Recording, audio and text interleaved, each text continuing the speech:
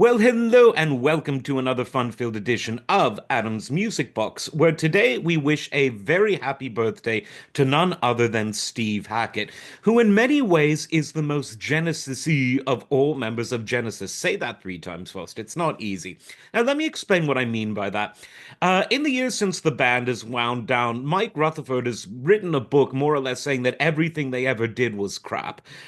Tony Banks is, I think he's proud of what they did, but, he's Tony Banks. Phil Collins and Peter Gabriel will forevermore be more known for their solo careers as all successful solo artists are who leave a band.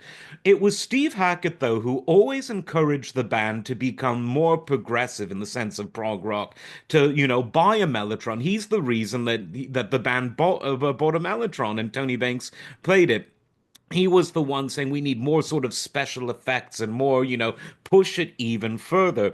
And although he wasn't allowed to do the lion's share of the writing, at least not until the Wind and Withering album, in terms of his arrangement contributions, you could really say that he had a profound effect on the Genesis sound. Because while Tony Banks's keyboards sounded like keyboards, albeit with a lot of phased and flanged and chorused effects, which made them have a very unique sound, and drums and bass can really only sound so different than your typical drums and bass. But Steve Hackett's guitar really had a sound that was all its own, and you'd only need to hear him play a few notes to know that it really is him.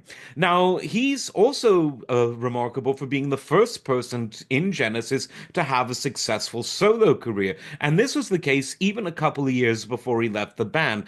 Check out the 1975 album Voyage of the Acolyte. Really interesting stuff. And yeah, Phil Collins and Mike Rutherford make an appearance. But Steve felt, as we all know, pressured to leave the band because Mike and Tony wouldn't let him put his songs that he wrote on the albums.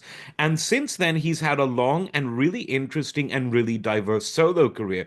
If you want to hear his classical guitar, there's loads of stuff to check out. My favorite being Metamorphosis, really great album. Strings and string section and acoustic classical guitar, absolutely beautiful. He's got the prog rock, he's done Brazilian music, he's done all sorts of different things in his solo career. And lately, for the last 10 years plus, he's been touring the world playing Genesis music because none of the others are able or interested in doing so. So just as he sort of infused the Genesisiness into Genesis, so too is he the last one still flying the flag for that music. Such an interesting guitar player. I love his collaboration he did with Steve Howe of Yes in the late 80s. GTR, definitely something worth checking out.